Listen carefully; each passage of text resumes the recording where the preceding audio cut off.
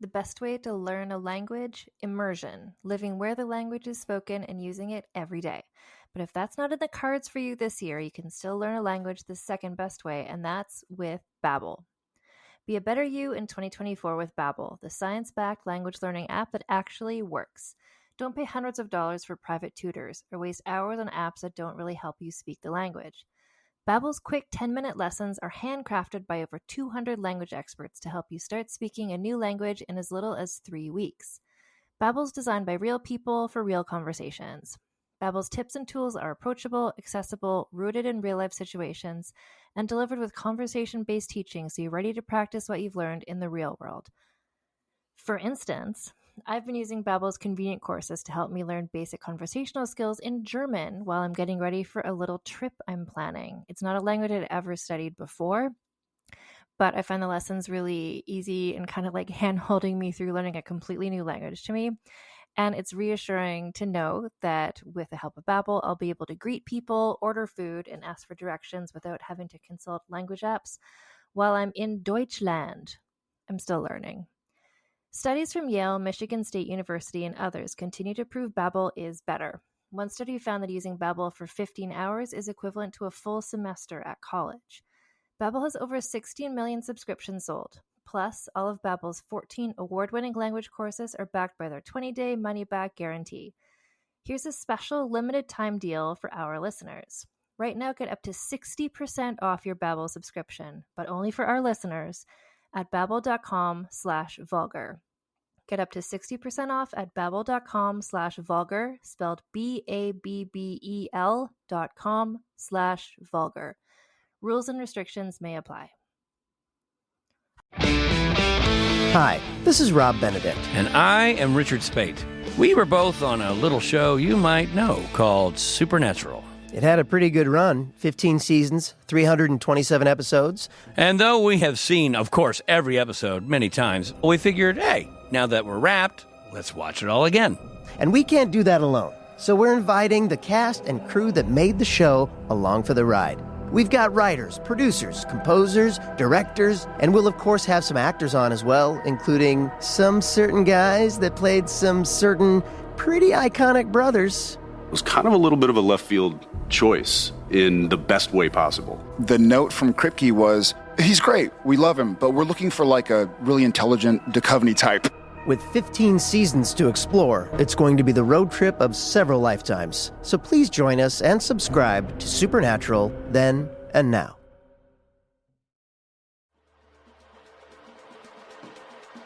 I'm Brenda. And I'm Orquídea.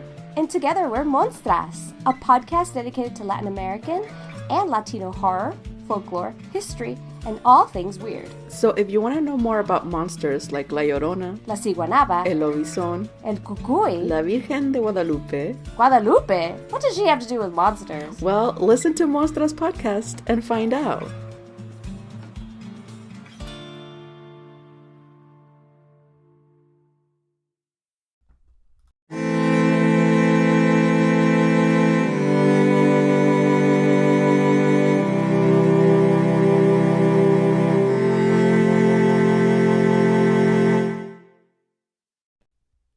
Welcome to Vulgar History, a feminist women's history comedy podcast.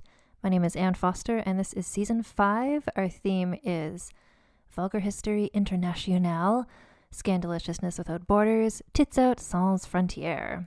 And this week, for the first time, I'm pretty sure, riding over into the Americas. We're leaving the Eurasian continent for the first time because the plan, the thesis for this season is to share stories from all over the place and to help me find what stories were good and interesting to talk about. I sent out a call to the Tits Out Brigade, and Polly D suggested several different figures from Mexican history, and that's what's inspired today's episode, which is about Malintzin.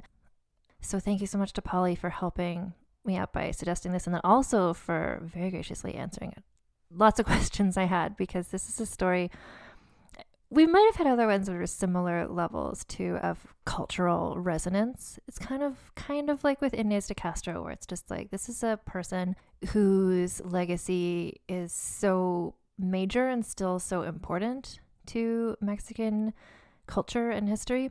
She's such a well-known figure, not just in Mexico, but to lots of people who know about her and her impact in a way that I don't know. So it's really great. Polly helped me sort of explain the cultural impact of her. And she also helped me suggest sources to help read. And the main sources that I used were two excellent books. First is they're both by Camilla Townsend. So the first is a biography, Malintzin's Choices, and the other one is a recent award-winning book, actually, Fifth Son, A New History of the Aztecs, so both by Camilla Townsend. And I also listened to numerous podcasts. I'm going to specifically shout out the Monstras podcast, who really explain the cultural folklore side of things. And I really, to learn more about that side, rather than me trying to synopsize it badly, I would just suggest you listen to their episode about Malintzin. I also listened to the Project 1521 podcast episode about her. And there's also a really good episode of What's Her Name podcast, where they interview Dr. Jeffrey Ritchie. And so those podcasts really get into the cultural side of this story. What I'm focusing on, what I always focus on in this podcast, is kind of biographical information. Who is this person as a person? Although at the end of the episode, especially when we're talking about significance, I will explain a lot of what I've learned about the significance of Malintzin to Mexican culture and mythology. So we are going to the area that is now modern-day Mexico. I'm going to probably sometimes call it Mexico, just so you kind of can picture where we're looking at. So we're looking at this era at the beginning of the 16th century. So like literally everywhere we've ever looked at ever, it wasn't one cohesive country or empire. It was a whole bunch of little, so city-states and or villages. And there was an empire, which is known as the Aztec Empire, but that did not comprise all of everything. And then there's also the Mayans, were in more of the southern part of Mexico. So this whole story takes place beginning of the 16th century. So simultaneous to all of this, Saida al-Hura, for instance, was doing her thing over in Tetuan. And the culture we're looking at, you probably have heard of them as the Aztecs, but it turns out that's not actually the name of the group. Camilla Townsend, I know I just said her book is called Fifth Son, A New History of the Aztecs. Like, yes, the word Aztecs is in the title, but she explains in the foreword of that book that she put that word in the title because that's the one that people know. And she only really ever uses that term in the foreword to explain why she's not going to use that word for the rest of the book. And I really appreciate her scholarship, and so I'll quote her here.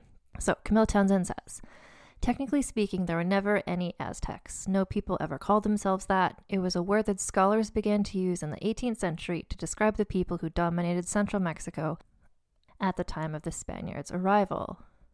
So, in this podcast, like in her book, we're going to refer to this ethnic group that rose to power and had an empire by using the name that this group used for themselves, which was the Mexica, which is spelled M-E-X-I-C-A.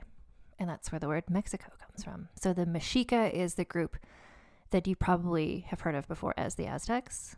There were other groups there too in Mexico, obviously. And when we get to them, we will refer to them by their indigenous names as well. So at the time of this story, the Mexica Empire was led by the Emperor Moctezuma, who ruled from the island city of Tenochtitlan. And we're going to learn a lot about him and that island city as we go through the story. So those are the Mexica people, group, empire.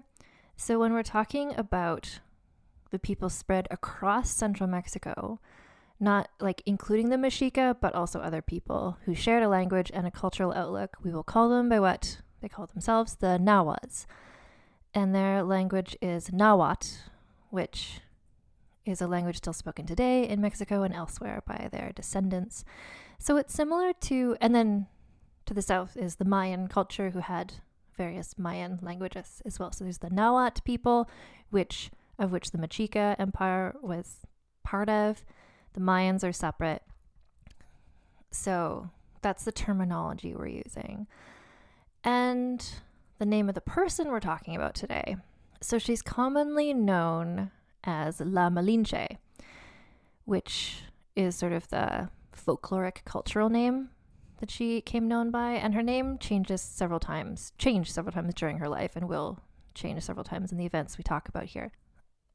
Like similar to how I'll be calling the people the Mexica people, like we're going to refer to her by the name that she was called by her fellow Nahua, which is Malintzin. So this is to provide continuity. So I'm not like changing her name every time her name was changed, but also in indigenous histories in her culture, when they were sharing this, where storytelling was really important. A king was always referred to by his king name from the moment of his birth, even though he may not have been born with that name. So, and it's similar in other cultures too. Like when you read a biography of like Henry VIII, like when he's born and he's Prince Henry, like people are like, when Henry VIII was a boy, it's like, well, no, he wasn't Henry VIII at that point. Anyway, just for continuity, we're calling her Malintzin, and this also helps separate the real life person from the mythic cultural persona known as La Malinche. And again, we're going to talk about that after we go through her story. The focus here is on who was this real life person. So, Malintzin was born probably around the year 1500. This was 8 years after 1492, when Isabella and Ferdinand had financed Christopher Columbus's first trip to the Americas.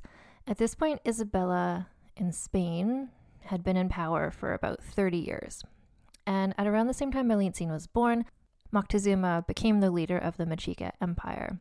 So at this point, the Mexica Empire comprised up to 500 small states and about 5 to 6 million people, and Moctezuma had become leader of this huge area through conquest or commerce.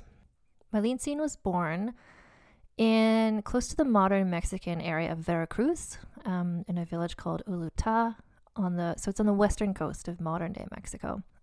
There's a lot of we think about her background. So the sources for this are we don't have diaries or journals or letters or anything from her. So this is all drawn from people writing about her, what they said she told them, and kind of what we can infer based on what society was like, how these cultures worked. And this is where I really was impressed with Camilla Townsend's 2 books, which prioritized the histories written by the Nahua people, by people who were actually there at the time, because there's a different cultural understanding there when this is your actual culture you're writing about. For a long time, the well-known records about her life were from the Spanish people writing back about her. So that's where some misconceptions and misunderstandings might come from, because the Spanish people had a lot of reasons to lie about a lot of things. So Malintzin's father was probably a nobleman, and her mother was likely an enslaved concubine. So where she grew up, again, modern day Veracruz region, was on the fringes of the Mexica Empire. So in all likelihood, she probably grew up hating them because they were kept conquesting and coming by and asking for money and payments and stuff. So although culturally these were all the Nahua people, they were enemies. So I don't want to belabor this point, but there was not a concept of we are all the indigenous people of Mexico. It's this is the known world, and some people got along with some people and some people were your enemies, even though you shared a language and a cultural outlook. To compare it to something else that we've talked about on this podcast, it's maybe similar. Well, it's similar to literally everything. It's in the story of Fred again, for instance. It's yes, they were all the Frankish people, but this kingdom was at war with this kingdom and this kingdom, even though they were all Christian and they were all speaking the same language, and they were all brothers. They didn't get along just because they were from one culture. And especially for Malintzin, growing up here, nobody knew that Europe existed. This was the known world, and so some people were your allies and some people were your enemies, and the Mexica were her enemies, or her village's enemies. At some point in her young childhood, she was taken from her family, probably by the Mexica, and was sold into slavery. So, we do not know why this happened. Some options include that maybe her father, who is a nobleman, negotiated with the Mexica to avoid an attack by giving them an offering, including his daughter. Or maybe they had lost a battle and were forced to hand over a gift, and she was part of that gift. She's between 8 to 10 years old at this point. So a very young girl. And if she was chosen as an offering in either of those two scenarios, then that would mean that her community was complicit in her being sold into slavery. Like, they would have chosen her and given her away. Another option is she may have been kidnapped. Someone later wrote that Malintzin had told that person that she'd been stolen away by merchants. And it's possible, like, anything is possible in this situation. But also, would she have necessarily even known the circumstances? Like, as far as she knew, she's just grabbed and taken and sold into slavery. But if she had been kidnapped, that would also mean that someone in her village or her family was maybe complicit in her being taken, because given her noble father, like, she wouldn't have just been, like, wandering around by herself. Probably. And girls being sold into slavery was not uncommon in this region and era. It was a culture with very stratified classes of, like, aristocrats and then kind of like working people and then enslaved people. Like, these groups were there, they existed. Girls were often taken to be traded further east, and they were traded for usually cacao beans or cotton and given to people who needed them for the time-consuming aspects of domestic cotton production. So in other slavery situations, like slavery of African people in America, it was often strong men were taken because there was, you know, the backbreaking agricultural work to do, picking cotton and stuff. But girls were chosen because they needed them to do cotton production-based things, like not like pulling the cotton from the fields, but more like weaving and embroidery and that sort of stuff. And they needed a lot of people to do that because this was the main thing that was being traded. This was cotton production was a very valuable resource, and they needed more and more people to keep up with the demand. So she was sold to the Chontal Maya, so the Mayan people. So she was brought to like a slave trading area where she was bought by the Chontal Maya. And then she was brought to a third place, so Potonchan on the Yucatan Peninsula, where she was enslaved for around 10 years. And while she was there, she picked up the Chontal Maya language as well as the substantially different language of Yucatec Maya. So the first 10 years of her life were with her family and her village. The second 10 years of her life were enslaved to the Mayan. I also just want to mention that in this story, more so than I think any other I've done, there's a lot of misconceptions about what her narrative was. And so I had never encountered this story before.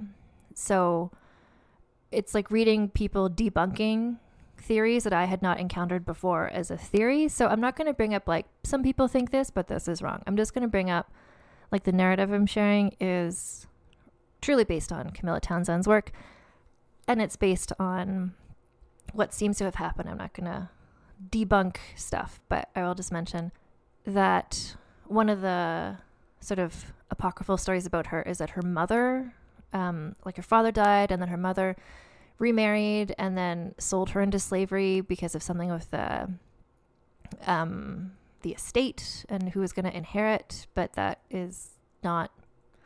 doesn't follow culturally with how anything would have worked. So it's probably not true. So there's a lot of stories like that where it's just like, I'm not going to go through and explain a thing just to debunk it. I'm just going to go through and sort of like moving forward through what seems like what actually happened.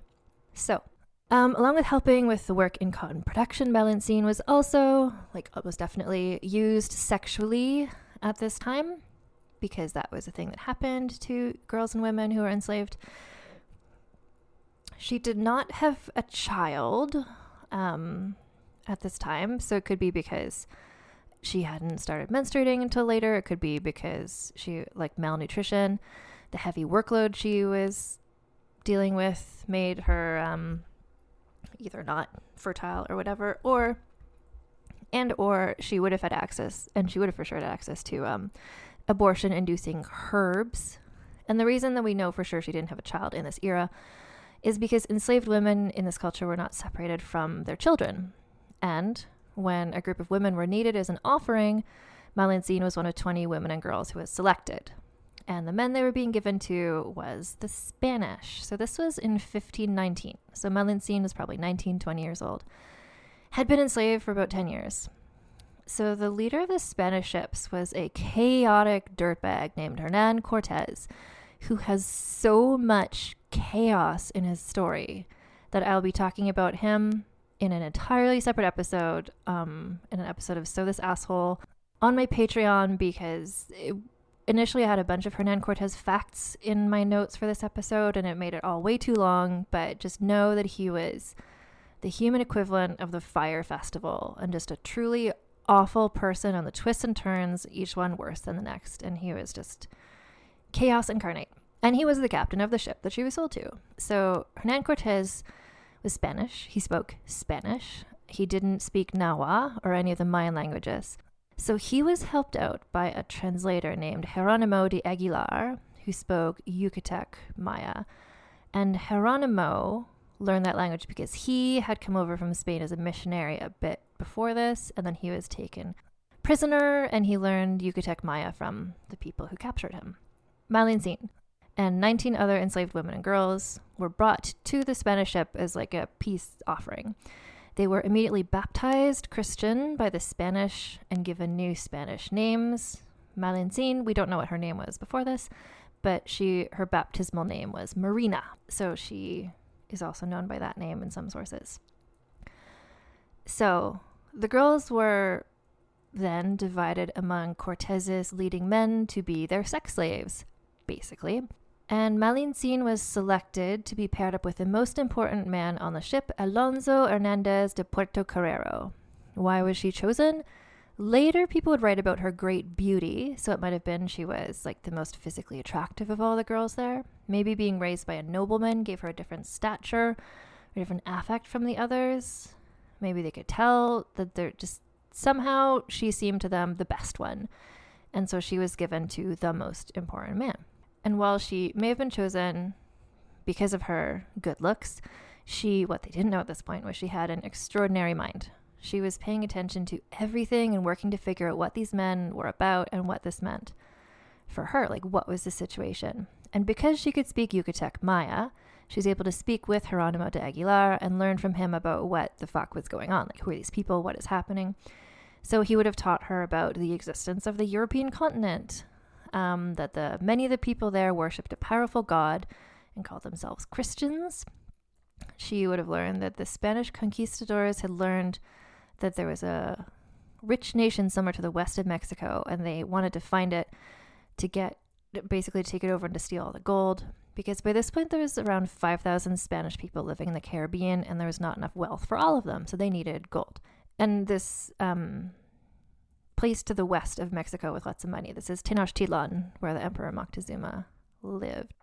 And she probably would have appreciated that Cortés and all the Spanish would be very disappointed and therefore very dangerous and angry if they did not find what they were looking for. So then, a few days into their voyage, the ship was greeted by 2 canoes piloted by Mexica emissaries sent by Moctezuma to reach out to the Spanish. Jerónimo attempted to translate, but he spoke Yucatec Maya, and the emissaries were speaking Nahuatl, and so he couldn't understand what they were saying. Cortés was like, what's the point of even having you here if you don't speak the language? And then Malintzin changed everything by being like, ooh, actually, I understand this language. And this is, like, of course she spoke up. If we look at what her other options were, like, what else would she have done? Like, had she not spoken up and this communication didn't happen, she would have remained probably concubine to Puerto Carrero, who would then control every aspect of her life, who could discard her if he got bored, which could have meant killing her, which could have meant making her a common property of the other men on the ship. Whereas if she helped Cortés, she could earn the respect and gratitude of the men and maybe get to stop being a sex slave. And also, these guys were from the Mexica representing Moctezuma, and she hated the Mexica, who were the enemies of her family from the village she grew up with, potentially the people who sold her into slavery. And she knew that Cortés wanted to go and attack them, so she was just figured out, like, why don't I just help out this guy? So, in this era and time, no one would have assumed she owed any loyalty to Moctezuma or to his people, because Again, to quote Camilla Townsend, "While she lived, and for many years afterwards, no one expressed surprise at the course she chose. Only modern people who lacked knowledge of her situation would later say she was some sort of traitor." And this is, if you don't know this story and you don't know the context, Malintzin is still and has been considered a traitor to many people, seeing like her siding with the Spanish rather than the indigenous people. But like to her in this era and time, like the indigenous people of Mexico was not a cohesive group or classification. Like she grew up in a place where, yeah, there was a shared cultural outlook, there's a shared language, but it was just various groups who all attacked each other and were variously in alliances. Like she wouldn't have seen them all as one group versus the Spanish. Like even in the language, in the Nahuatl language, there's not a word meaning all Nahuatl people. Like the closest is just the word humans. Like there wasn't a concept of indigenous people as all one big group. So she wouldn't have seen herself as belonging to the Mexica civilization led by Moctezuma, therefore had no loyalty to him, and in fact would have hated him. So like, of course she stepped up to help Cortés. And so when she volunteered herself, this started off a sort of 4-person translation chain. So the emissaries would speak to her in Nahuatl, and then she'd translate to Yucatec Maya to Geronimo, who would then translate into Spanish for Cortés. It took like an hour to have a conversation, like back and forth. But Cortés immediately saw her value. According to his writings, he took her aside after this and promised her more than her liberty if she would help him find and speak to Moctezuma, which meant like he would make her rich, which was what he promised everyone, and he didn't ever really mean it. And he was a dirtbag, and I'll talk about that on a whole other podcast. But anyway, when she stepped up, like this changed everything for her. Like literally overnight, she was accorded a whole new level of respect. The men referred to her now as Doña Marina, a title reserved for highborn ladies in Europe. One assumes at this point she's probably also removed as the concubine to Puerto Carrero because she suddenly became this important translator person. And the thing is, she had this amazing, instinctive, like natural ability to just be an amazing translator, because it's not just translating this word means this and this word means this, and especially with two languages that are so different, like there's may not be a 1-to-1 word ratio, but also just the cultural nuances, and also finding ways to be persuasive when translating. So for instance, when the ship, so they're headed toward Tenochtitlan, like they're headed from one coast to the other to try and find Moctezuma to steal all his gold, basically, which meant they were sailing sometimes, and sometimes they made camp. So at one point when they made camp, a group approached who spoke a language that she didn't know, but she was able to converse with them enough to learn that they had Nahuatl translators living with them, so she was able to talk with their translators. From the translators, she was able to learn more details about the other tribes who hated Moctezuma. So the thing is, Moctezuma was the emperor of the Mexica Empire, aka the Aztec Empire, which he had put together forcibly. Like everyone who wasn't part of that empire hated him. So like all these other groups hated him. So she figured, or she deduced, that if Cortés could team up with the tribes who hated Moctezuma, then they could maybe work together to force their way for an in-person meeting with Moctezuma and then presumably take all of his gold. So her cultural understanding of the Nahua situation would have helped her explain to Cortés, like this is not one joint group of people who are all going to team up against you. Like so many people hate Moctezuma, you can probably find some good allies here from various groups. She was also a capable diplomat. She had the skill to understand the complex subtleties of situations and explain them in persuasive and convincing ways. So as they made their way towards Tenochtitlan, they interacted with various different groups, and she would help with trading, she would help with getting information. And with all these groups that they interacted with, Malintzin came across as the most important member of the group, like not Cortés, not Geronimo, her. So this is where the name Malinche and also Malintzin comes from. And this is because in Nahuatl, the language, there isn't an R sound. So remember, she'd been renamed Marina, but they would hear or repeat this as Malina. And as she became more respected, they added the honorific suffix "zin" to Malina, which becomes Malintzin. And then the Spanish kind of misheard Malintzin as Malinche, and that's where that name comes from. So then when the Nahua spoke to Cortés, or when they like referred to Cortés, they referred to him as Malinche as well, as though her name must be his as well. Like she was the most important and like he was her helper. So she was the reference point. Others in her party took on meaning in relation to her. And the thing was, she was truly the most important person in the entourage. She was the speaker. And culturally, that was a really important leadership role. She made statements on behalf of the entire world, or the entire group. So the Nahuatl word for leader is Tlatuani, which means he who speaks. Like the word leader is intrinsically linked with who is the speaker for the group. So she would clearly be seen as someone with the power of a leader. It was unusual for a woman to be a leader, but not unheard of for a woman or a girl to perform publicly. Like there were women who were storytellers, entertainers, things like that. So it was unusual, but it wasn't unheard of.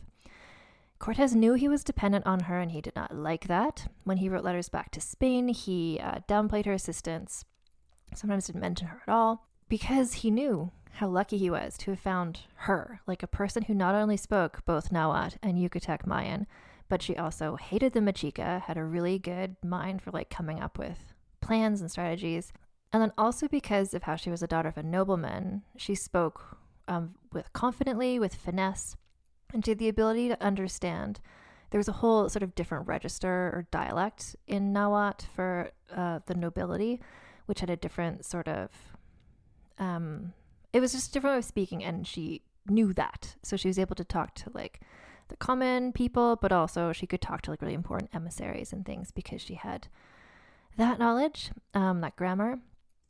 She also had this innate psychological ability to figure out what was going on and how to persuade other people to do what she thought they should.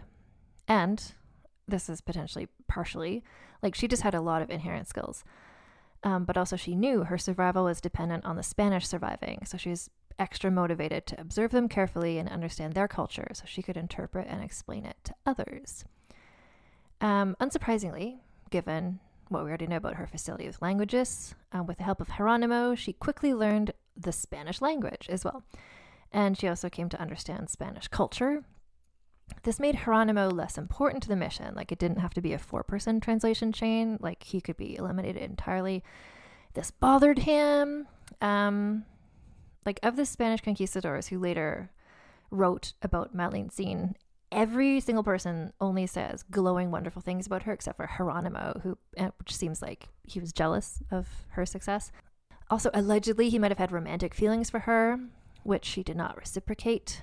Like he literally died angry decades later, slandering her name because he didn't like how she kind of took over his job. So Malintzin's ability, like again, it's not just being like a human Google Translate. Like she could code switch, like she could talk and change her manners in different ways depending on who she's talking to. And considering she had like just met the Spanish, she figured them out really quickly. So Spanish men who had encountered her, like again when they were writing later about her, they described her as good-humored and courageous. Depending on who she was talking to, like around the Spanish men, she would maybe speak more like coquettishly, sort of like flirtingly, because she knew that that's what would appeal to them. But then when she's speaking to the Nahuatl, she knew that they respected a more formal approach, and they would only listen to a nobleman speaking if she spoke with authority. So she's able to like code switch based on who her audience was to be as persuasive as possible. But she wasn't just helpful at, conversations. She was part of a group intent on reaching Tenochtitlan and defeating Moctezuma. So she was also needed to help explain things to the people that they encountered along the way to get them to join their group. So she had to be also know what would make these groups want to side with Cortés and with her. So there's a group called the Tlaxcala, who were a free state who weren't loyal to Moctezuma, but also weren't keen to team up with the Spanish. So the whole group wound up battling against them, and the Tlaxcalans were like really famous and still are well-known, renowned for being excellent warriors. There were a series of ferocious battles, and at one point, Cortés went out on horseback with Malintzin on the same horse with him, and she was shouting out loud that the Spanish offered peace and friendship if the Tlaxcalans would accept it. Somehow, this, and I guess other things, led the fight to stop. This was maybe because the Tlaxcalans had been trade partners with her, like people from her village, like they knew where she was from, and they kind of respected her where she was from, like near Veracruz. So her vibe of being a gracious and authoritative noblewoman was inherently trustworthy to them, like they kind of knew what she was about. So peace talks began. Malintzin helped Cortés and the Spanish negotiate an alliance with the Tlaxcalans. And the Tlaxcalans kept records of this. This is where we get some really memorable visual records of this meeting, which feature, it's like drawings of people and some words on it too. But it kind of shows Malintzin as drawn prominently, like physically larger and taller than the men, just to kind of show this is how important she was to this situation. Like basically in all drawings from indigenous people from her time as a diplomat, like other groups, like she was always drawn as like huge, like just to show like she is so important to this situation. She's also always illustrated from like document to document. She's always dressed beautifully in a different outfit in each image, which suggests that as they conquered or allied with different groups, she was given gifts of new outfits. She always dressed in an indigenous style, so wearing a sort of blouse top that's called a huipili, which is like these beautifully embroidered cotton sort of square neck, square sleeve sort of tops with a skirt. Although she did also, according to these images, start wearing European footwear rather than the barefoot style of her people. Considering how much walking she was doing, I think that makes sense. So they allied with the Tlaxcalans, which was major because there's a lot of them and they were really good at fighting. So the ever larger group of allies kept continuing on. So this is giving me a bit of, remember in Boudica where she was marching on to like burn down Rome, and just like she would get more people and then her just like group got bigger and bigger the closer she got. So with Malintzin's help, this group just kept growing and growing. The next big city, like they passed by small villages and stuff, but the next like major area was Cholula, which is a town that was part of the Mexica Empire. It's under Moctezuma's control. And so they had been instructed by Moctezuma not to feed the Spanish very well and to not be welcoming and to attack the Spanish as they left the city. Maybe. So asterisk. This is a very famous battle, and what happened is like, maybe it was this or maybe it was this. This is just like a Clue the movie moment. So Cortés wrote a letter back to Spain, which, do we trust him? No, we do not. He claimed that Malintzin had some super secret spy skills, and she claimed to have befriended an old noblewoman who lived in Cholula and gained her trust to the point that the woman secretly told Malintzin about the ambush plan because she thought Malintzin wanted to escape Cortés. And it's possible that this is true. It's also possible that the Tlaxcalans planted the idea of the attack. Like they pretended that the Cholulans were going to attack because the Tlaxcalans and the Cholula were enemies and Tlaxcalans wanted an excuse to attack them. Or Cortés might have claimed to have heard about the ambush to excuse his own actions after the fact, so it doesn't look like he's the aggressor. Or maybe Malintzin did tell him this, but she made it all up. Like, we do not know. What we do know is that Cortés's men, including their allies the Tlaxcalans, led a massacre against the people of Cholula. After this happened, Malinche again used her linguistic and mediator/diplomat skills to broker peace between the Cholulans and the Tlaxcalans and the Spanish. So given how horrifically the Spanish had destroyed Cholula, like they killed so many people, they like destroyed the temples, they destroyed the city, like it was a horrible massacre. The Cholulans left alive might have felt like they had no other option other than to team up with the Tlaxcalans to please Cortés. So now that's part of the squad. So onward they go. And so the morning of November 8th, 1519, this ever large group of allies reached the shores of Tenochtitlan, which was a city on an island in the middle of a big lake. And so it's the site of modern-day Mexico City, which is not on a big lake, but that's because the lake was later drained, but that's where it was. Cortés rode on horseback towards the front of the group, with Malintzin walking at his side as they approached the causeway leading to the island city. So these causeways it's a city on an island, so like it needs to be connected to the mainland somehow. So these were kind of like roads built up out of the water. So like high dirt roads connecting the island to the mainland. But there were gaps throughout the causeways where there were drawbridges were put so the drawbridges could go up so the tall ships could pass, and then they go back down again so people could use the causeways. So it wasn't like just fully a bridge from one side to the other. It was kind of like pieces, like these dirt roads connected with these little drawbridges. At the edge of the island, hundreds of Mexica dignitaries had gathered. They were all wearing bejeweled cloaks. Moctezuma was at the center. His servants were holding a giant gold jewel-encrusted canopy over his head. Malintzin and Cortés, and maybe just them, probably other people, were led over across the causeway to meet Moctezuma. So the thing is, Moctezuma was so important and powerful. He was also had the luxury of being very isolated. Like not just anyone could talk to him, let alone a woman, let alone an enslaved woman. So Malintzin would never, even though this was like the emperor of her like this empire who were her enemies, she never would have thought like one day I'll talk to him, because it's just he was like unreachable. But she kept her cool. She's up to the task, and largely because of her, the meeting seemed to go as smoothly as possible. So apparently Moctezuma and his men were impressed with Malintzin's ability to speak both Spanish and Nahuatl, as well as to speak in the like official way you talk to the emperor. According to later records of people who were there for this meeting, Moctezuma spoke in the elaborate courtly speech that was always used with ambassadors, and this is the thing with its own grammar that Malintzin knew how to speak. And so part of this is it's like over polite. So there's a code of polite inversion. So lots of stuff where it's like almost like it seems like excessive politeness. You know, a prince might say, "Oh, I'm unworthy to receive you. I'm just your humble servant," when he's actually a prince. So it's like really flattering the person who you're talking to and kind of like denigrating yourself. And this led to some, again,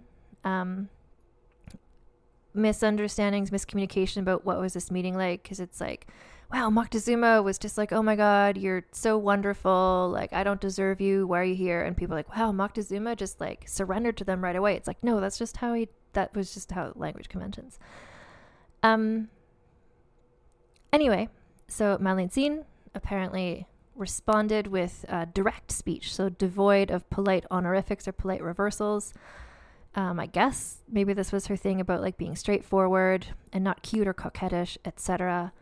These are the records of people who saw this meeting happen, but like only Moctezuma and Malintzin spoke Nahuatl, so no one else really knows what either of them said, really. Anyway, the conversation went okay, and it ended, nobody was murdered, and Moctezuma welcomed the entire entourage to Tenochtitlan as honored guests. So just like side note about Tenochtitlan. Island city in the middle of a lake. It was an urban city in the middle of a mostly agricultural world. People who saw the city always remembered first its beauty, largely because of the gardens. So overflowing from ordinary people's flat rooftops, as well as the gardens of the palaces, just like beautiful flowers and plants. Birds, like colorful birds. And because the city had been planned and was built all at once, unlike cities in Europe, so like Barcelona or wherever the Spanish were from, like Paris or London. Like it wasn't just like it was, you know, a city that slowly expanded in size over time.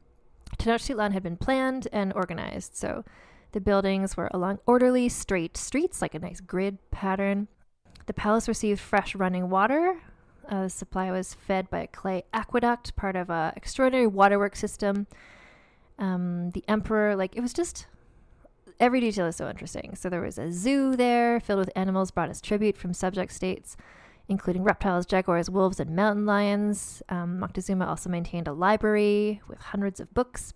Population and size-wise, Tenochtitlan at its height had more than 140,000 people living there, was the most densely populated city ever to exist in Mesoamerica. By contrast, at this time, for instance, So again, 140,000 people in Tenochtitlan. London, England, had around 50,000 people. Lisbon, Portugal, had around 100,000 people. So this is a real urban center. So they're there, they're welcome, and Malintzin was set up in luxurious quarters in the palace. The brightly painted walls and stairwells were alive with carved animals and the images of gods, the floors and beds lined with the softest mats. And again, this is like the city, like the palace of the city of her enemies, like these people who she had grown up hating, a city that lived and thrived by making war with little villages like the one that she was taken from. And she had been enslaved for 10 years, but now she was the honored guest, so servants now brought food to her. And she was again called upon a lot to figure out living arrangements because she was the only one who could translate for anybody. And so 3 months go by. The events of these 3 months are subject to debate. We know the Spanish were toured around the city and they were awful. They would rudely demand gifts wherever they went. They would loot gold jewelry from Moctezuma's personal storehouse to melt it down to make into bricks.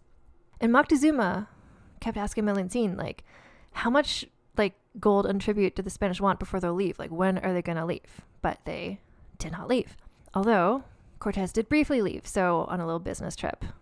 So for various reasons based on him being a dirtbag who basically didn't have permission to have done anything he'd been doing and got in trouble with the Spanish.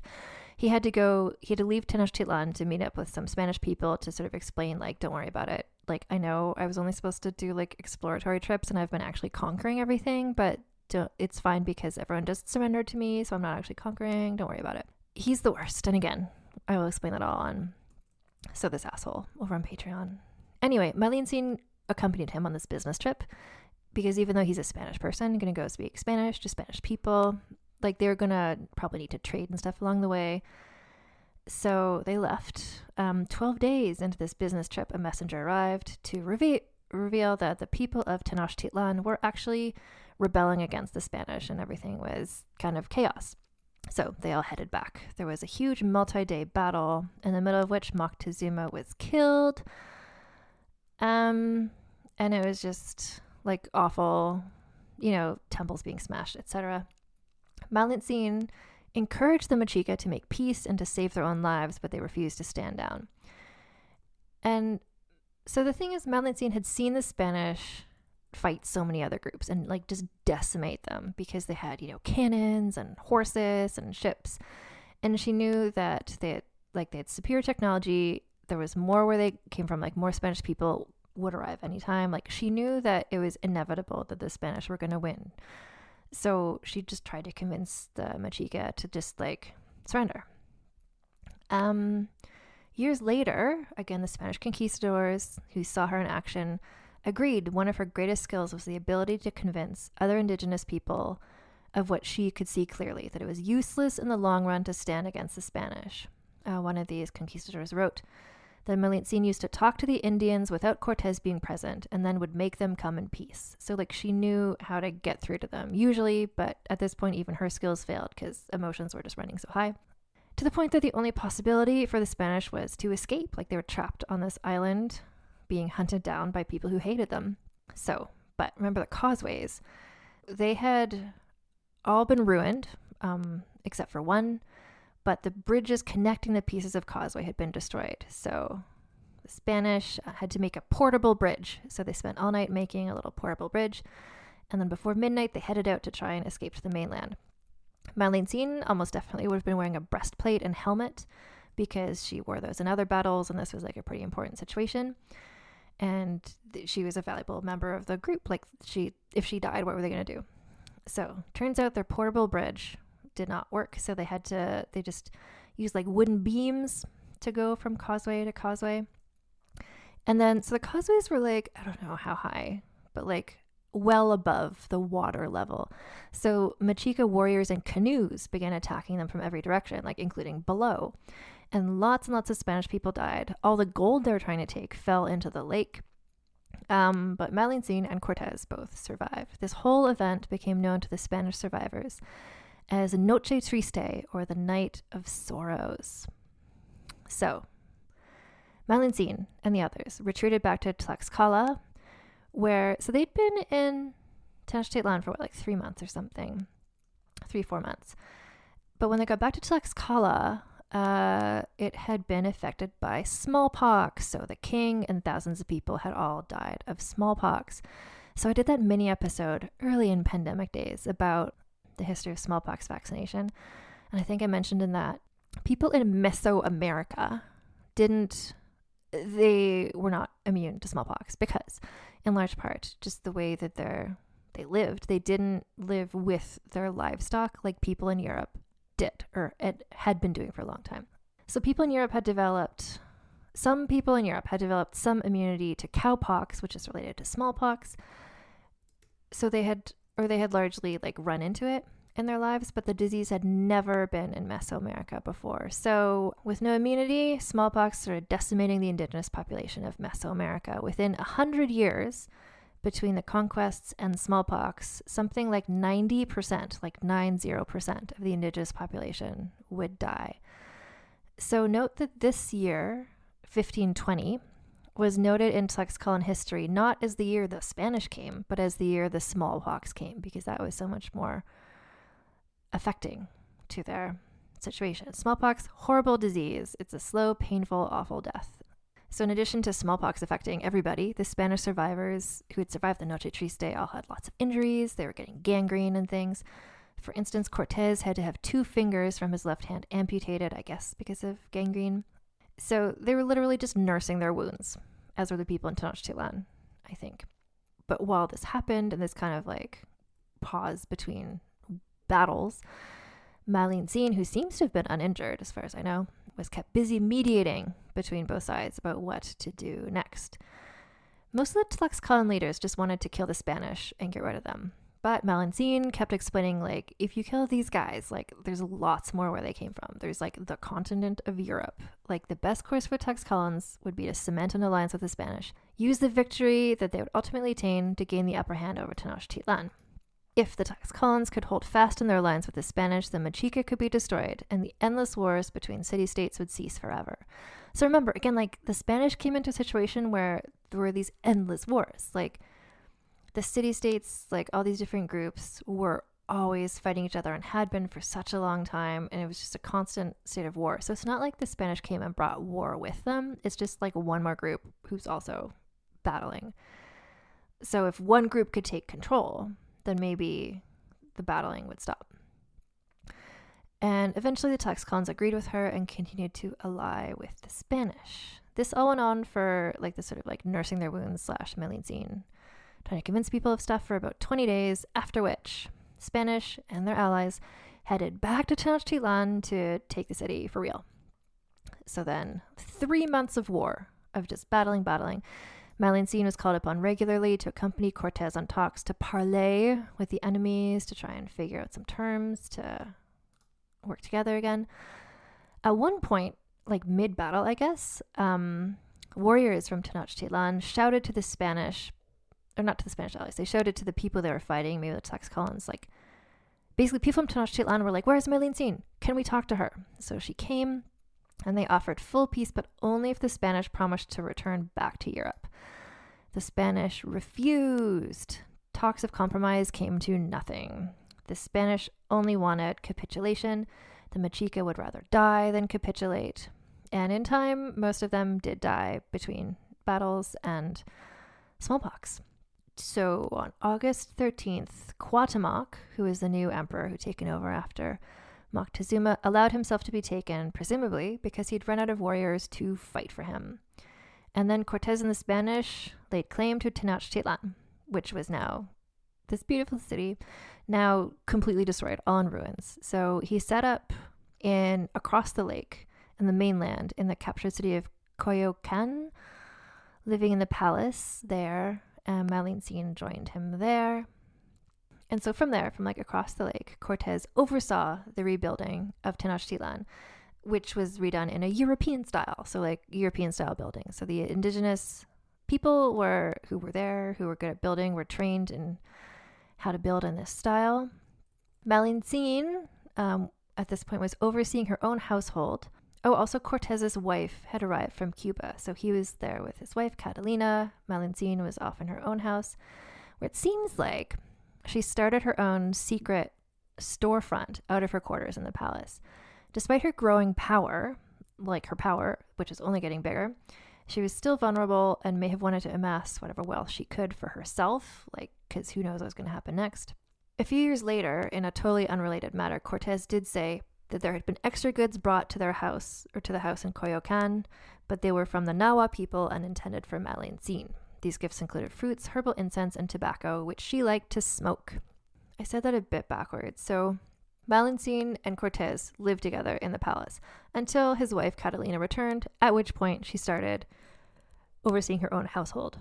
But then Catalina, her stay there was short-lived because Cortés murdered her, or maybe she died of some other reason, but for some reason she was strangled to death after arguing with Cortés and being alone with him in his bedroom. So Malintzin gave birth to a child who is the father of the child, Cortés. So this is another big sort of point of debate where it's like, was she his lover? Was she his sex slave? Had they been having an affair this whole time? Did they just have a one-night stand? Did he assault her? We do not know the situation. And I'm not going to speculate on it because we don't know. And this is a big point of debate about her legacy. What we do know is that they lived together for a while, and then 9 months later, Malintzin gave birth to a child, and Cortés was the father. So the son was named Martin, and unusually for the illegitimate child of a Spanish nobleman, Martin was given his father's surname, Cortés, and he was seen as Cortés's heir because he was his first son. And then I guess Tenochtitlan kept being rebuilt. She was running her store, raising her little toddler, and then 2 years later, Cortés was like, guess what? I'm going to Honduras, and you're coming with me.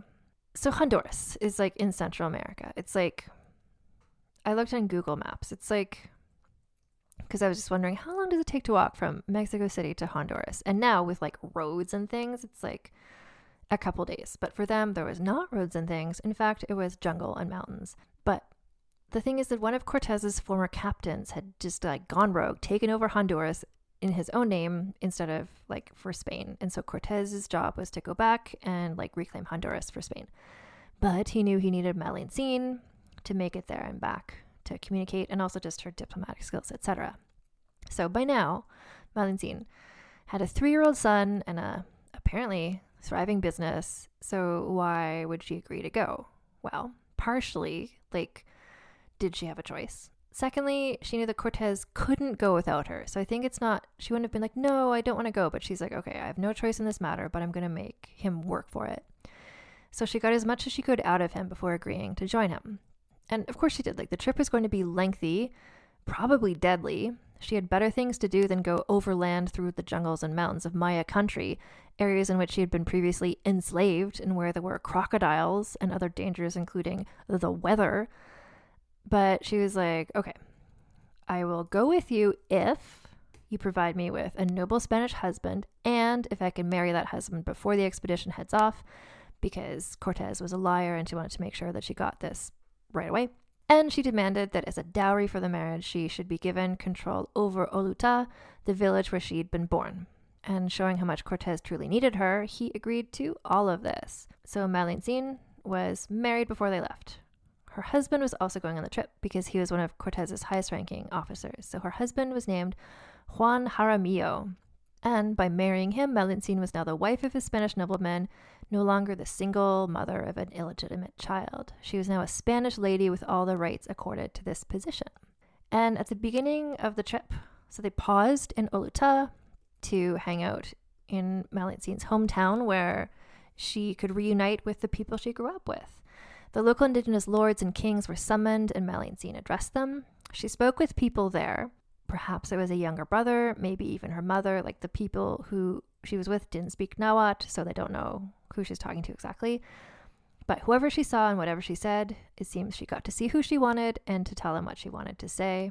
The last time she was there, she had been 8-10 years old and was taken away to be enslaved. And then she comes back and she's wearing these beautiful outfits. She's married to a Spanish nobleman. She's being drawn so big in all the pictures. She's become so important since she was last there. Oh, important to note, because Cortés was Remember last time he left Tenochtitlan, like it all went into revolt. So he's worried that the Mexica would rise up and revolt against him if he left. So that's why he made the emperor come along with them, which is like, okay. So that's Cuauhtémoc. Again, the Moctezuma's successor / cousin. And then in another sort of like highly divisive situation, midway through the trip to Honduras, Cortés executed Cuauhtémoc. He later claimed that Cuauhtémoc had hatched a plot against him, but it may have been a misunderstanding. Like maybe Cuauhtémoc was just like joking, but someone took it seriously. Anyway, Cortés, who is, like, I can't emphasize enough, like, so awful. He had each of the men involved in the, quote, conspiracy tortured separately. Malintzin would have had to translate the words they uttered as they were being tortured. Awful.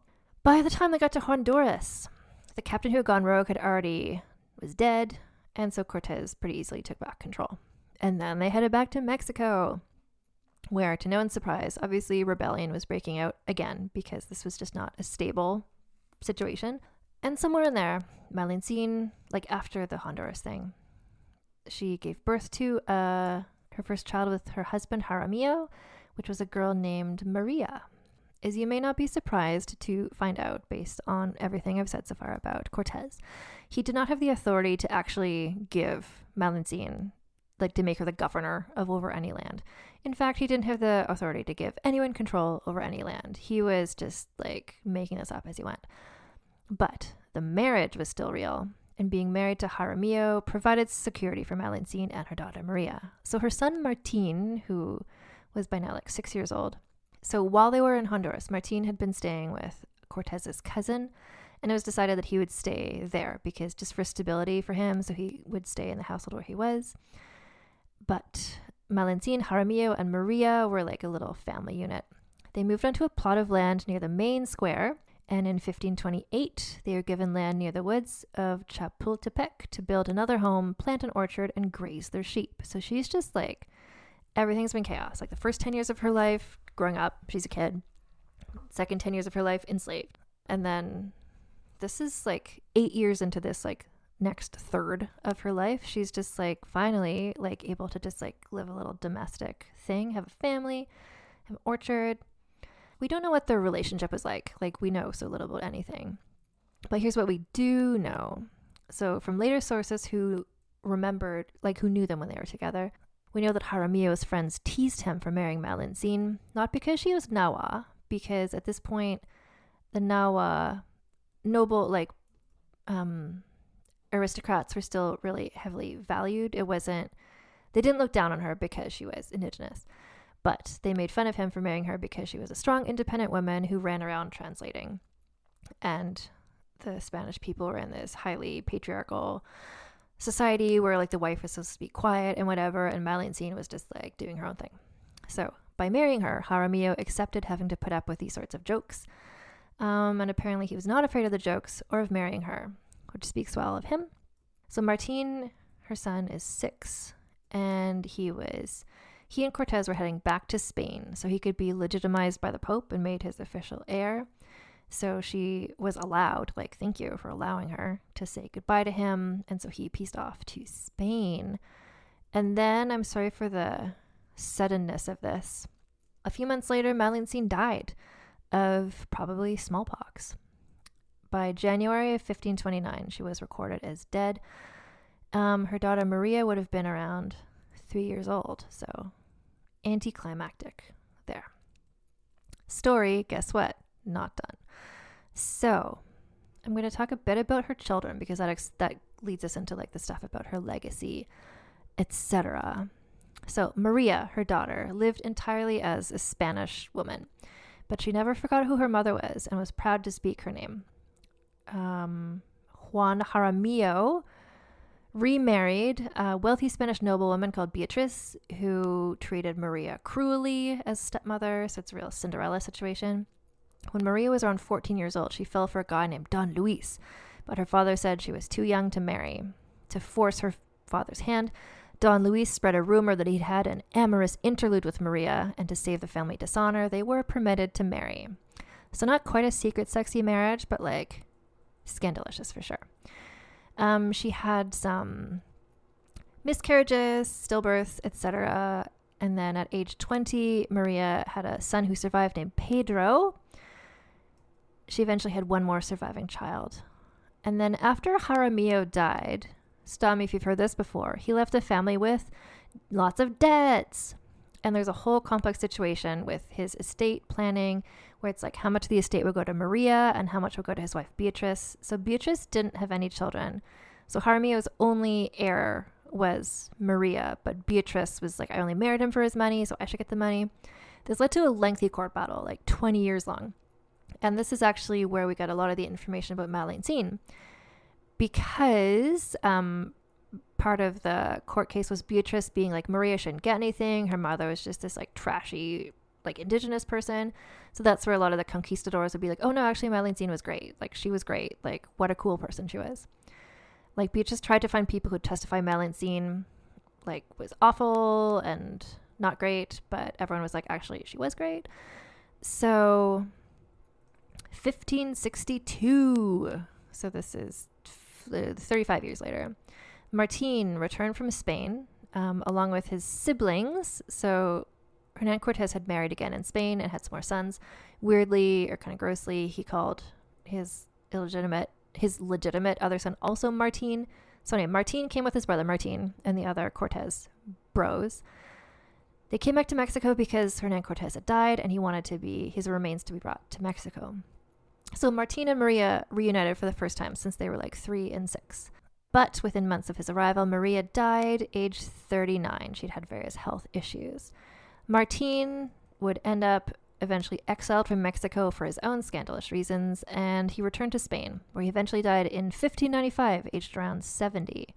And he had gotten married and had kids. And his son, Fernando, chose to return to Mexico, where he received a government position in Veracruz, which was near where Malintzin had been born, who was his grandmother. And Fernando had heard about Malintzin from Martin and wrote about her proudly. So, like, Malintzin's children and grandchildren, like, knew about her and, like, shared who she was and how she was cool. Maria's son, Pedro, grew up in Spain, but then also returned to Mexico and married. He had 4 children, all of whom were also raised knowing how impressive their grandmother, Malintzin, had been. And apparently this family tree continues still today in Mexico. There's people who are the descendants of all these people. So, cultural impact.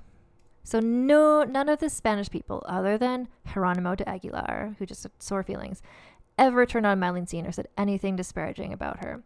Those who knew her remembered her unfailing courage and good humor in all circumstances. Some quotes from them. I think these are from the court trials. One of them wrote, "After our Lord God, it was she who caused New Spain to be won." Another said, "Without her, we couldn't do anything." Another wrote, "If it wasn't for her, we wouldn't have won this land." Like they all knew how vital she was to everything that happened.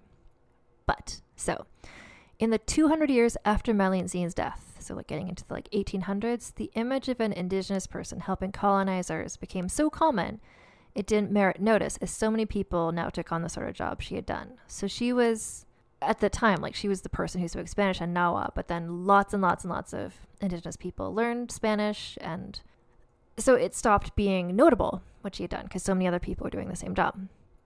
And then as Mexican nationalism grew in the 1800s, and then with the Mexican Revolution, like this paved the way for the Mexican Revolution of the early 1900s, anti-Malinche sentiment grew. So in 1826, an anonymous novel was published called Xicotencat, and Malintzin appears in this as a character called Marina, and she was suddenly, this is I think the first time she was presented as a lustful, conniving traitor. So she was seen as a scapegoat, or she became a scapegoat for colonization in general, and was viewed as an indigenous woman whose lust for the white man led her to betray an entire nation. Which again, like, bear in mind, when she sided with Cortés, she wouldn't have known that this was going to decimate all indigenous population in all of Mexico, along with smallpox, but also there wasn't a unified indigenous people for her to betray. So her legacy began to solidify, like from this point on, as a sort of combination of like Eve from the story of Adam and Eve in the Bible, who like famously was seduced by the snake and then banished. I'm sorry, I don't know the story. All people to sin or whatever. But she's also sort of like the snake from that story, like the sort of like tempting evil person. So she was seen as this highly sexualized woman who chose lust over her own people. She was and still is sometimes referred to as la chingada, which is a insulting term in Mexican Spanish that means basically the one who was fucked. Like, not like, that person was fucked over, but like literally like penetrated. Like this like fucked woman. She has been called the Mexican Eve, Cortez's whore. There are terms I think it's in Mexican Spanish, but maybe other places too. Malinchismo and malinchista are terms derived from the name La Malinche, and this is an insult that means you have betrayed your country, so you're a traitor, like giving up the native for the foreign, sort of like a sellout. In the 1970s, so really Malintzin became the scapegoat, like the fall guy for the Spanish having taken over Mexico, where it's like, there's a lot of reasons why that happened. It wasn't, anyway, but it's easy to blame a woman, especially when she had the love child of a conqueror. So in the 1970s, Mexican and Mexican-American feminists came to question this interpretation. She had been enslaved by her own people, so why would she side with them? What should she have done when she was given into the hands of armed Spanish men? Like, how could she, like, rather than seeing her as a devious schemer, they suggested we acknowledge that she was a victim. In the 1980s and 1990s, some writers adjusted this view yet again, arguing that she was not only victimized, like maybe she was a victim and a schemer. Like, after all, she was clearly resourceful and clever and a survivor who did what she could within her own context to preserve herself in a chaotic and ever-changing situation. And then it's like, what is the responsibility of one person? Like, in terms of her, one of the podcasts I listened to was talking about as a feminist icon. I think it was the Project 1520 podcast, where it's like, is she like, I would not, the whole idea of a feminist icon is problematic to begin with, but like, she oversaw a lot of awful stuff happening to men and happening to women. Like, she oversaw Indigenous people being turned into, like, being enslaved, like, but if she was like, you know what, I'm going to stand up for all women, like, she would have just been killed. So like, what was within the scope of what she was possible for her to do? And what she did was she ensured her own survival, tried to make the best life she could for her children. I don't know. Like, I don't think we should put it on her. It's like, anyway, this is the broader cultural context that other podcasts that I am recommending get into a bit more. So, there's also the question of like, was she the only person who could have done what she did? Would someone else in a similar situation necessarily not have done the same thing? She was crucial in the conquest and clearly was a strong-willed and very intelligent person. Not anyone could have succeeded in translation as well as she had. Like, she had these instinctive understanding of how to persuade people, how to talk to different groups. She picked up languages really well. She had all these skills, but I'm sure other people there could have had those skills too. Like, eventually, it seems like just because of the technological differences and the numbers, like, the Spanish would have taken over Mexico regardless, seemingly. Like, if it wasn't her with Cortés, it might have been some other Spanish man with some other Nahua woman and had a similar effect, potentially. This is in The Fifth Son, Camilla Townsend's book. She explains really well about how the technological advances, it's not like one culture was better than the other culture. And it was that the Spanish had superior technology and weapons, like cannons, muskets. And this isn't because they were like more, it wasn't because they were better or anything. Like, all has to do with geography and like how long agriculture had been a thing in like Eurasia versus how long it had been in the Americas. Like, the longer a society is in one place, which society starts doing once there's farming because you can't move around as much, then you get the technological innovation. And just geographically, just like the way plants work, Like, that hadn't happened in the Americas until later than it had happened in Europe. So just the situation that it was the Spanish just had superior technology. They had a whole bunch of people that could come over. And also the people of Mexico, like the Mayans, the Mexica Empire, and then also the Nahua in general, like they were not an aligned force. If they had been, maybe they would have had a better chance. But Cortés was able to, with the help of Malintzin, to take advantage of these divisions, to break them up so they weren't just two sides in the war. There's all these different teams. Because we have no records of Malintzin's own, like no diaries, no letters, it's easy / tempting to ascribe all kinds of motivations onto what she did. Like, why did she do what she did? And this is partly why she's been elevated from a historical person to like a folklore, like mythic presence, because we know so little about who she really was. So it's easy to sort of like make her represent whatever you want her to represent. And that's like this podcast, I'm trying to say, like, here's the facts of like what we know of her life. But this is, I can't not get into this cultural context. So Camilla Townsend says, such figures are not people, but rather symbols, and hence can become lightning rods. In the best case, perhaps, they are not reviled, but still remain less than fully human in the popular imagination. It is, after all, hard to take seriously characters who never say anything. Our books tend to be full of the profound and witty thoughts of colonizers and others who once held pens in their hands, while slaves, Indians, and other non-literate figures remain shadowy and relatively uninteresting one-dimensional beings, even in the most sympathetic of studies. So this sort of take of Malintzin as La Malinche, as this villain, it sort of coincides with a lot of folktales, and to the point that her story has been sort of associated with the folkloric ghost of La Llorona, aka the crying woman, and the Monsters podcast has a great episode about La Llorona.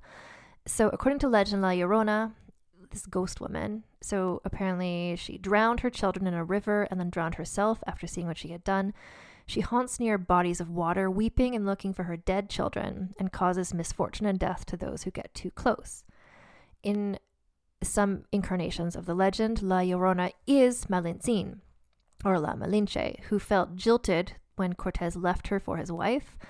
When she learns he planned to send Martin back to Spain, she killed her son than herself, rather than be separated from him. But, of course, Malintzin did not lose her children. Thanks largely to her efforts, they survived their youth, became adults, won places for themselves in the world of conquerors, and lived to have children of their own. So, a mythical Malintzin figures in countless local indigenous dances across Mexico. Sometimes in these performances, there's separate characters. One is Doña Marina, who is Cortés's translator, while the woman named Malinche is a powerful consort, sometimes paired with Cortés and sometimes with the indigenous king. In some of these dances, the character of La Malinche has all the attributes of a goddess. So she's like, her story is really taken on all this other cultural meaning. Which, so you won't be surprised to hear, that La Malinche is a character in numerous books and films, sometimes as a heroine, sometimes as a victim, sometimes as a seductress, or traitor, or a pawn.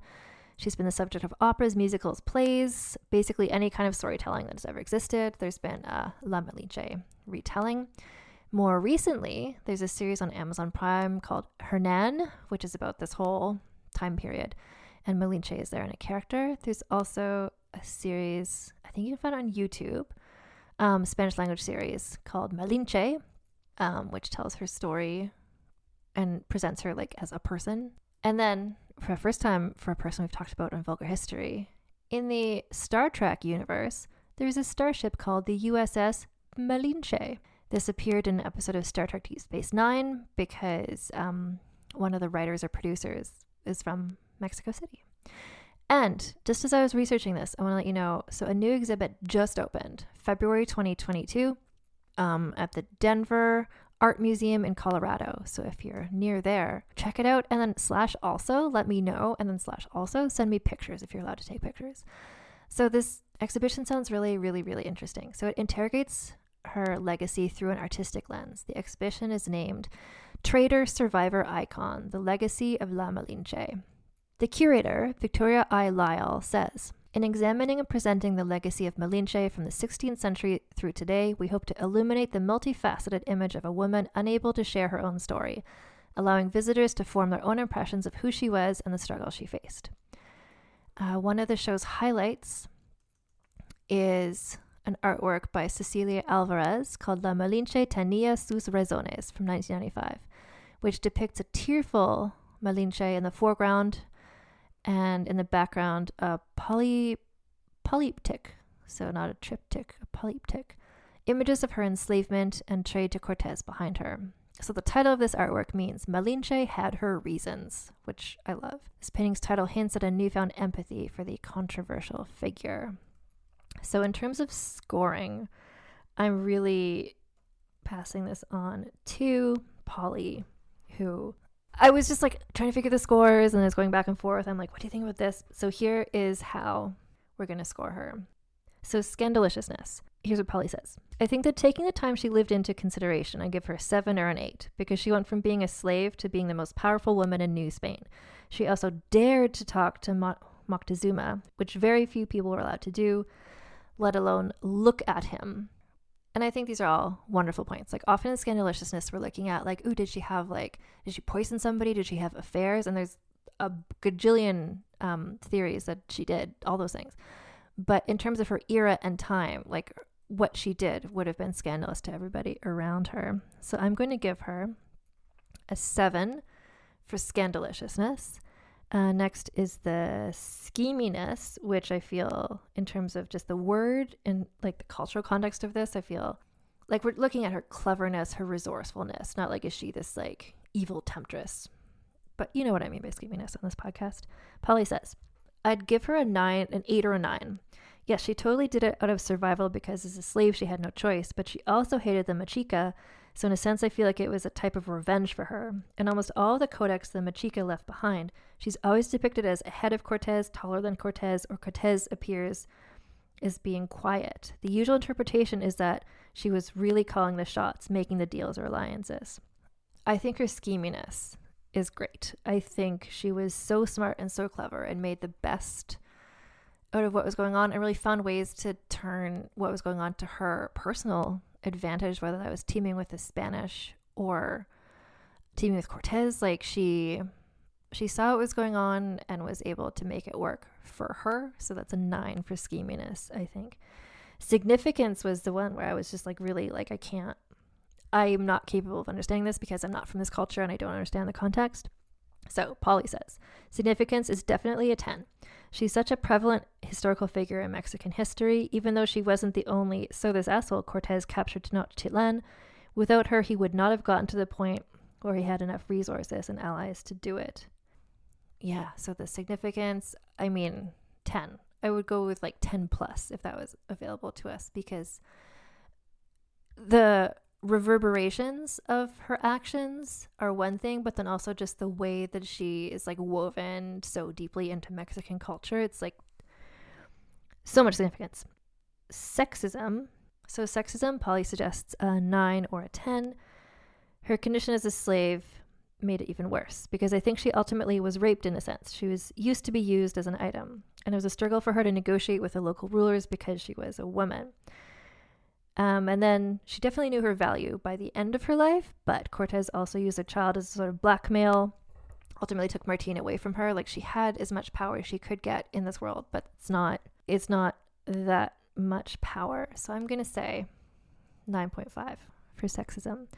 So when we add this all up, we get, oh my goodness, 35.5, which is the third highest score ever. 35.5. So on the Fredigan Memorial Scandal scale, Fredigan has 38, Queen Margot 37.5, Malintzin 35.5, Joanna of Naples 33. And I feel this is entirely appropriate because of all the reasons we just talked about. And then it's wild when you're like, and all this happened and then she died age 29 and you're like, wait, what just happened? Like her life, I talked about it a few times. It's like in thirds, right? Where it's like the first 10 years she was at home with her family.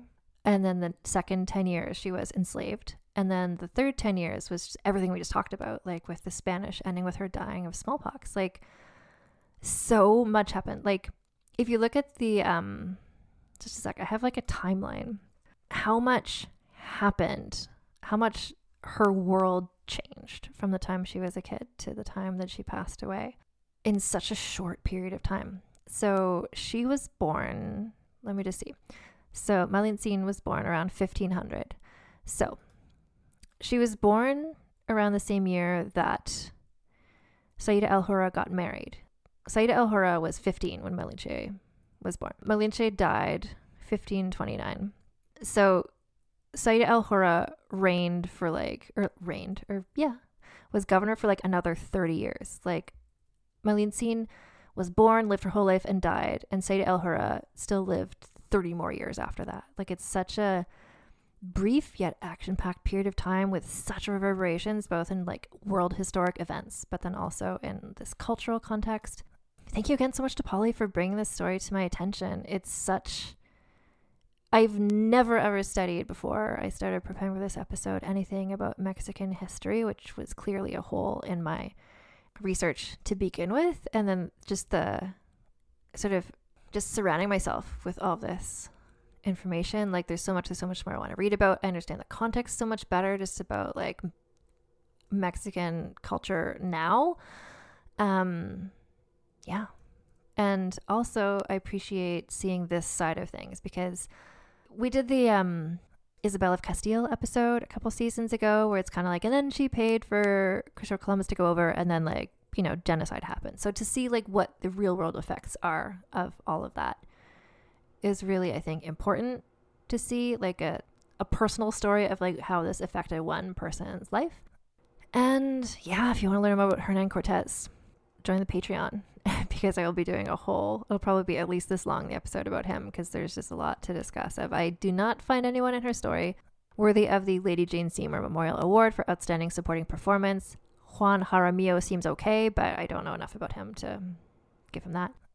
Just a couple reminders. So if you go to vulgarhistory.com, I've got all the show notes there, as well as there's a form. Like, if you click on contact, you can suggest people who you think would be good to discuss on the podcast, or send me feedback about the podcast, or whatever you want. If you go to vulgarhistory.store, vulgarhistory.store, you can find all of our Vulgar History merch, including a special season 5 design.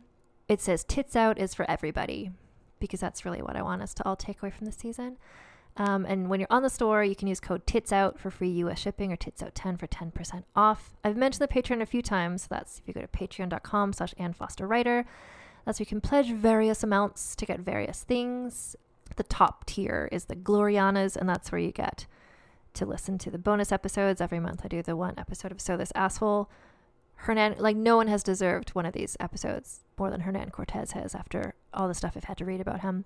But then also Vulgar Peace Theater episodes are there. That's where we've done me, Lana Wood Johnson, and Alison Epstein talk about costume dramas. We've done Shakespeare in Love, Amadeus. It's a good time. Anyway, that's that. You can follow /DM me on Instagram or at Vulgar History Pod. After every episode, I usually post some stuff in the stories there too, just like polls to get your thoughts about various things, pictures and stuff. And then on Twitter, we're at Vulgar History. You can also email me if you feel like that. I don't know. Suggestions of people to talk about, feedback. That's vulgarhistorypod@gmail.com. That's everything. This was such an interesting subject. I can't recommend enough Camilla Townsend's 2 books. So Malintzin's Choices, and then also Fifth Son, A New History of the Aztecs. I'll put those links in the show notes too. Monstras podcast, the Project 1521 podcast. Yeah, so keep your mask on, keep your tits out, and I'll talk to you all next time.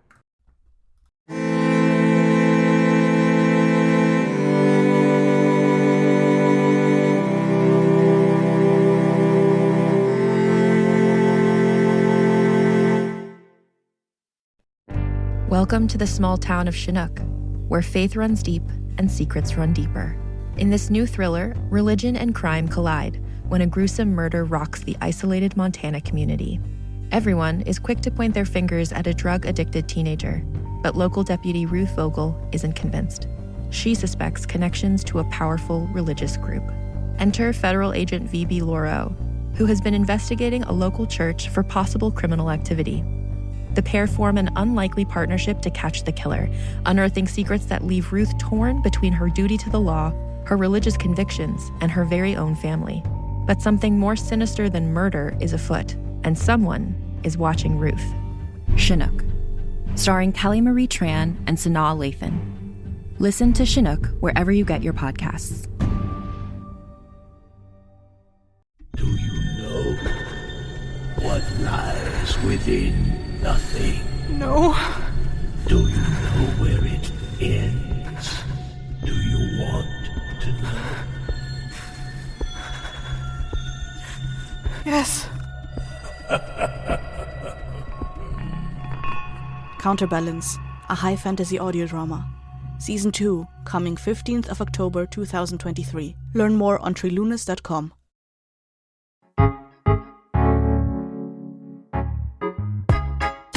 I'm Laura Cathcart-Robbins, and I'm the host and creator of Only One in the Room podcast.